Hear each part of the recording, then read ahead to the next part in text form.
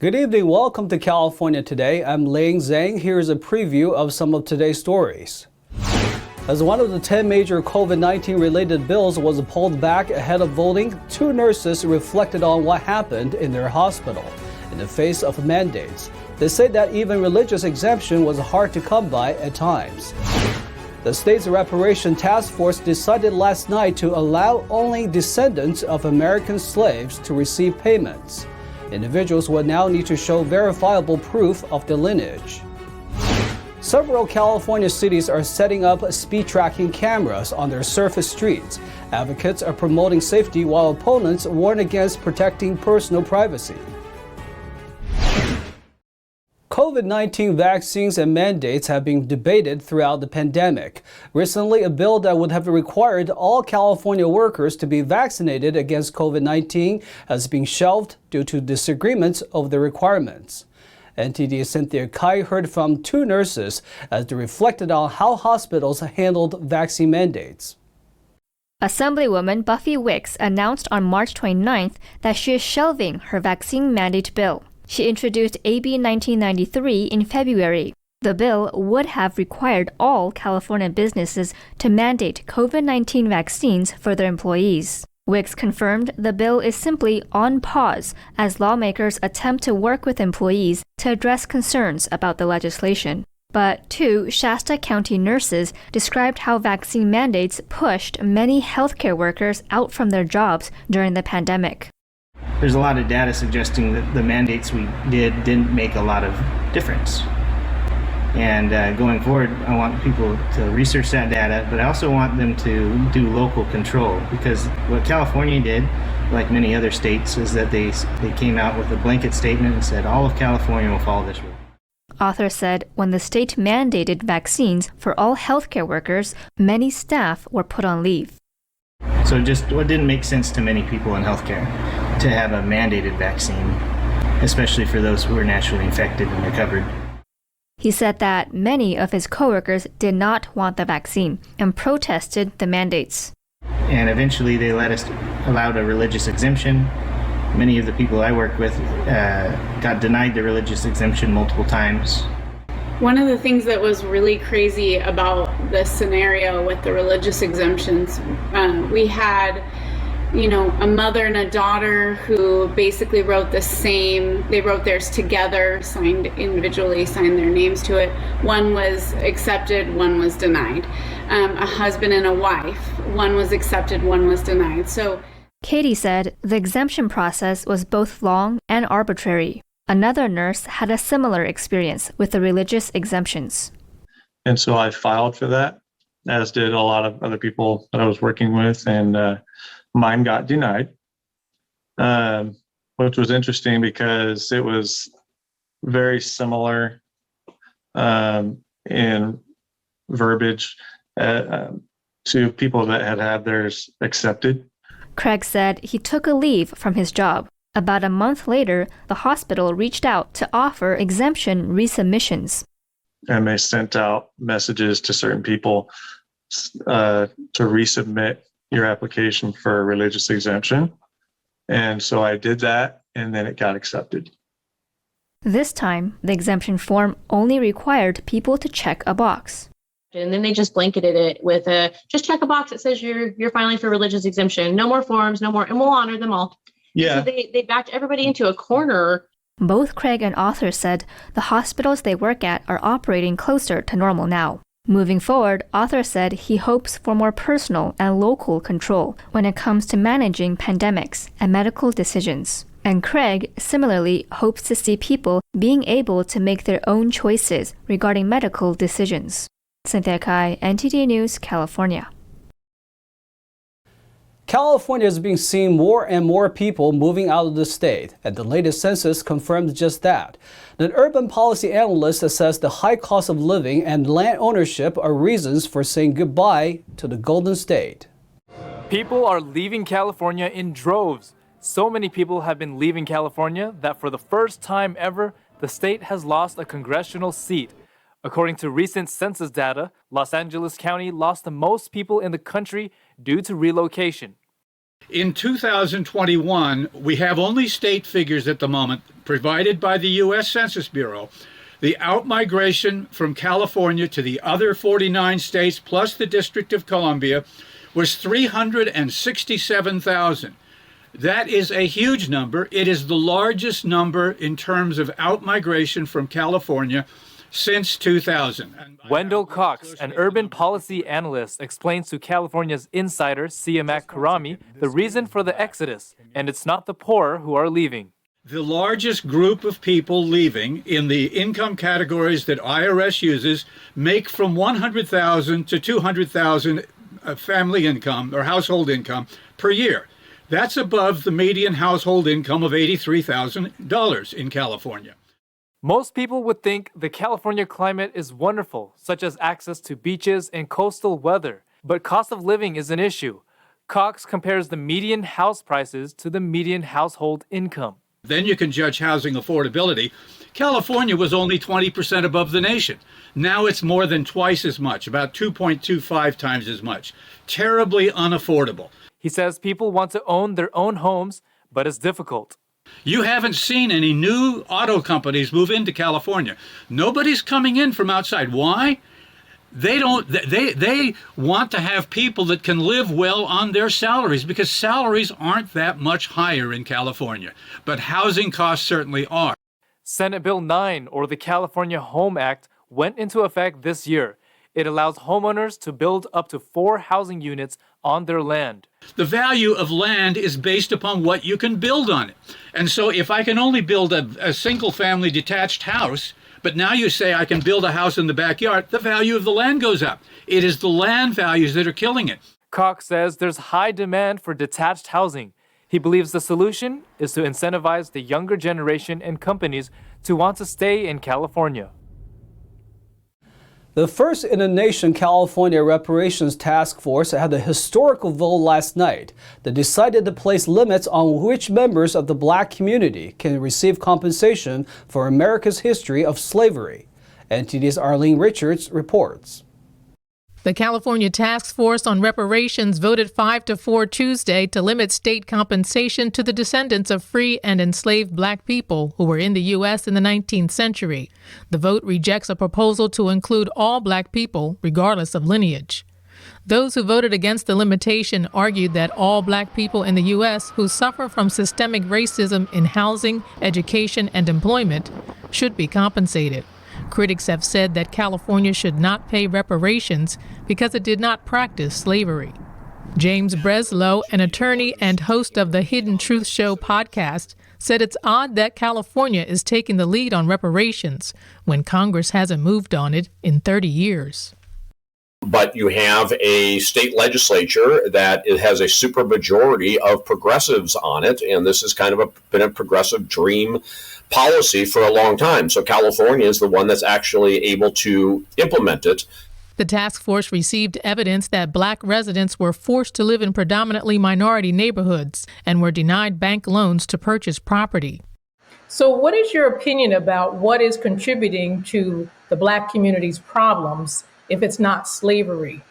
What we do know is that the lack of black fathers in the home in the black community has been a significant cause of issues in the black community. Barack Obama was someone who famously pointed out all the difficulties that arise when you're raised in a single parent home. And those numbers just keep going up. We're at approximately 70% of black children are raised in a single parent home. The task force has until July 2023 to submit a proposal to the legislature for consideration. Arlene Richards, NTD News, New York. Cameras that record license plates and vehicles may soon come to several cities in California. It's to prevent speeding, and one mayor is pushing to address the number of traffic fatalities in Silicon Valley. Here's more from NTD's David Lam. Sam Liccardo, mayor of San Jose, is pushing for speeding cameras in the city. He testified before the state assembly on Monday via call. In my city of San Jose, as in cities throughout California, we've seen a horrific increase in auto-related deaths. And we know from our data, 30% of those auto fatalities, speeding constituted a key cause of that collision. Automated speed enforcement clearly works. Currently, California law prohibits cities from using speed cameras. As part of the new Assembly Bill 2336, the Speed Safety Pilot Program would allow several cities to do a test run for 30 days, issuing warnings. The speed safety system will capture images of the rear license plate of vehicles. Now, there are multiple safeguards embedded in this bill. For instance, you have to be going at least 11 miles an hour over the speed limit because we're looking for the more egregious drivers. The money that's generated in fines has to go right back into that very same community for physical infrastructure to make those roads safer. After the 30 days, violation penalties start at $50 and the fees double based on how fast the car is driving over the posted limit. But if the driver is moving at or above 100 miles per hour, it's $500. Opponents of the bill are concerned with privacy issues and transparency. While we appreciate efforts to address some of the privacy concerns with the surveillance technology in AB 2336, the bill does not adequately protect privacy, nor does it strike the appropriate balance between personal privacy and government transparency. Participating cities include Los Angeles, Glendale, San Francisco, Oakland, and San Jose. Another Southern California city may be included later. The speed enforcement cameras will not apply to highways or expressways. AB 2336 was introduced in February, and if approved, it could remain effective until 2028. David Lamb, NTD News, California. We're going to take a short break, but here's a look at what we got for you when we come back. The Attorney General announced a program to track firearm owners who fall into a prohibited status. At the same time, San Jose saw 2 shootings near its university over the weekend. Los Angeles is extending its Project Room Key program, providing free housing to homeless individuals with hotels. A report criticized the project for not filling available rooms to capacity. And California's iconic Hearst Castle is reopening to the public in just over a month. Park services say they have been long-term repairs made during the 2-year downtime. That and much more on California Today.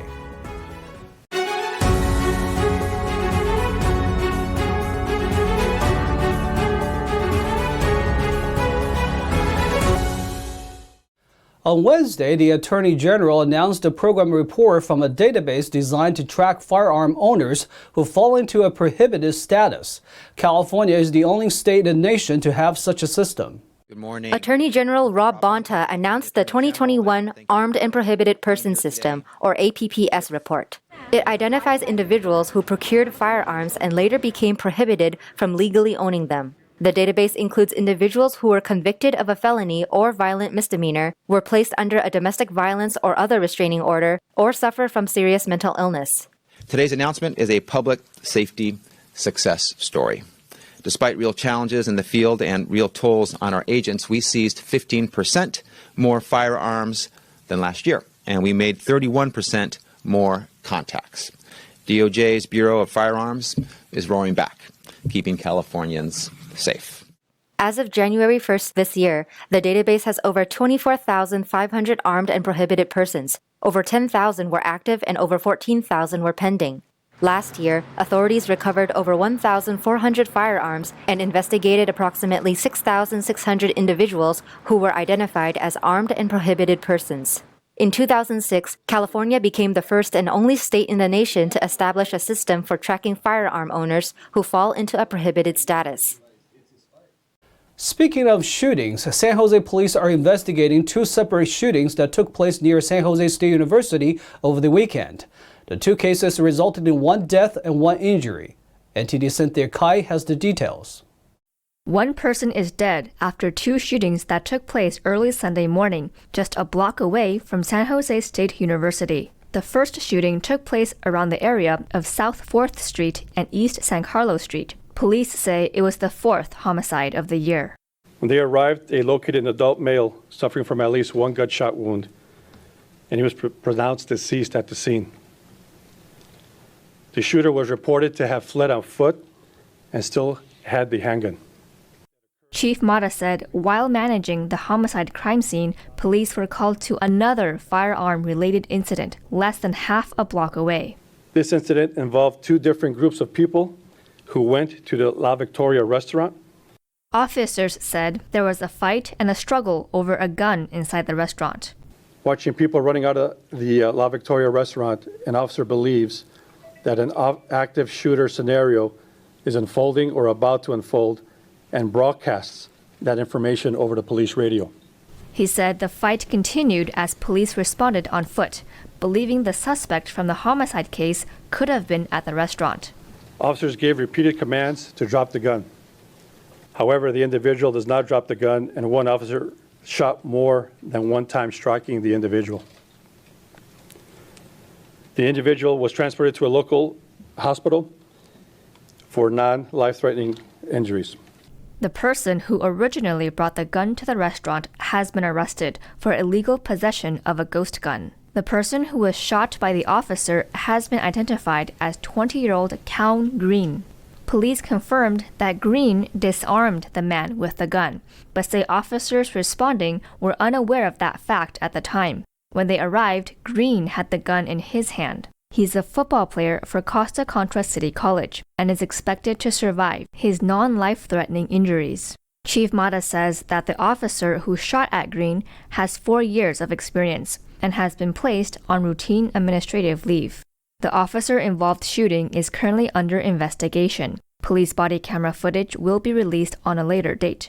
These 2 cases were among the 4 firearm-related cases that took place in San Jose over the weekend.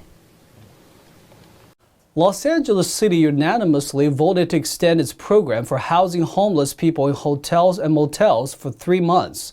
The support came on a recommendation of federal funding from FEMA. But a report said the program is not using its full occupancy capacity. Los Angeles is extending its Project Room Key program for 3 more months. The project temporarily houses homeless individuals in hotels and motels. On Tuesday, the Los Angeles City Council unanimously voted to authorize over $10 million to extend the project at 3 hotels until June.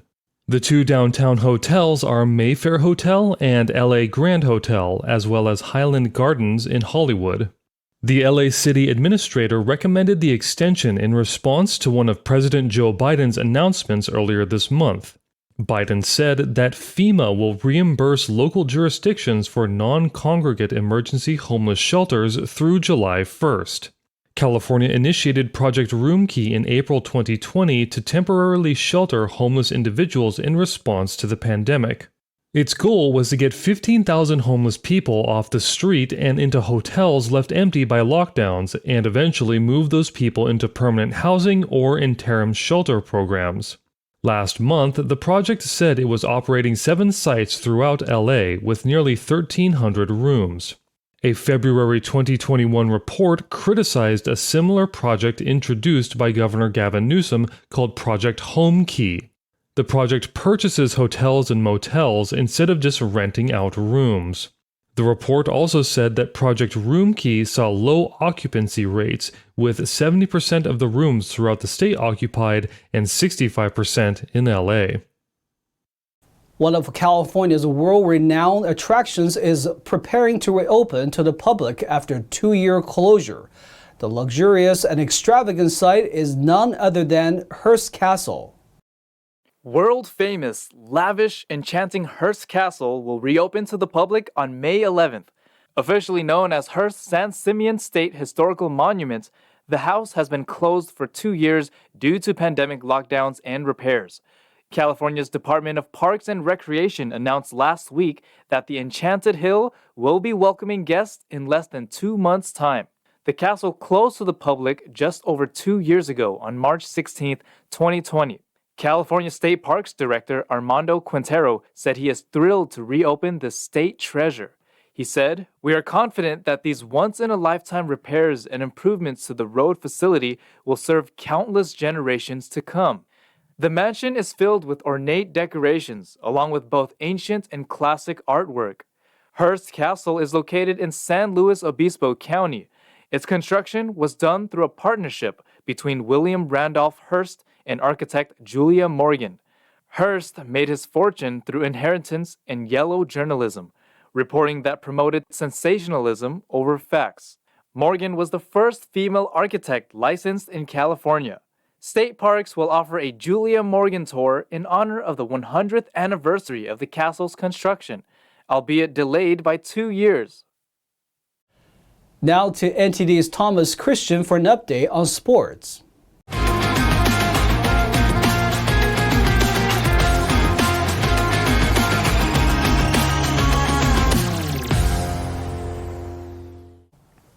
I'm Thomas Christian, and this is the California Today Sports Roundup.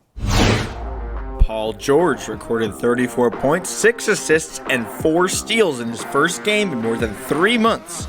And the Los Angeles Clippers overcame a 25-point deficit to post a 121-115 victory over the visiting Utah Jazz on Tuesday night. George made 6 of 9 three-point attempts and played 31 minutes in his first action since December 22nd. He had been out with an elbow injury.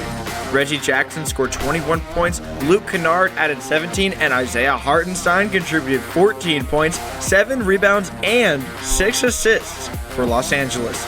The Clippers finished the game on a 34-12 surge to halt a 5-game losing streak. Donovan Mitchell had 33 points and 6 assists, and Rudy Gobert grabbed 16 rebounds as Utah lost its 5th straight. Clippers 121, Jazz 115. Luka Doncic collected 34 points, 12 rebounds, and 12 assists to fuel host Dallas to a wire-to-wire victory over shorthanded Los Angeles. Reggie Bullock made 5 shots from beyond the arc and finished with 17 points for the Mavs, who recorded their 4th straight win in a row and their 4th victory in 5 games overall. The Lakers, who played without LeBron James and Anthony Davis, have lost 3 in a row. Malik Monk paced Los Angeles with 28 points, and Russell Westbrook added 25. Mavericks 128, Lakers 110. 49ers head coach Kyle Shanahan told reporters on Tuesday that he has yet to decide on the team's starting quarterback for the upcoming season. The 49ers head coach will have to decide between starting veteran Jimmy Garoppolo or second-year talent Trey Lance next year, or a combination of both, as Shanahan floated before last season that he was open to running a 2-quarterback scheme before defaulting to Garoppolo. However, most educated fans would call Shanahan's bluff, as Jimmy Garoppolo clearly has limitations that set a ceiling on the 49ers' play, whereas the sky's the limit with Trey Lance's potential as a starter. These rumors may be Shanahan's attempt to try and drum up the trade market for Jimmy Garoppolo, who most expected to be off the team by now. Once June 1st hits, Jimmy Garoppolo will be owed $27 million by the 49ers. Way too much money to pay a quarterback that may not even get onto the field. Trading Garoppolo would be the best value for San Francisco, but if the 49ers cannot get anything back for him, releasing the 30-year-old quarterback would save the 49ers money and clear the way for Trey Lance to start next season. As always, I'm Thomas Christian, and thanks for tuning in. And that's all for tonight. You can join us again on California Today every weekday at 8:30 p.m. If you have any news tips or ideas for our show, or just want to let us know how we're doing, our email is california.today@ntd.com. I'm Liang Zhang. Have a wonderful evening.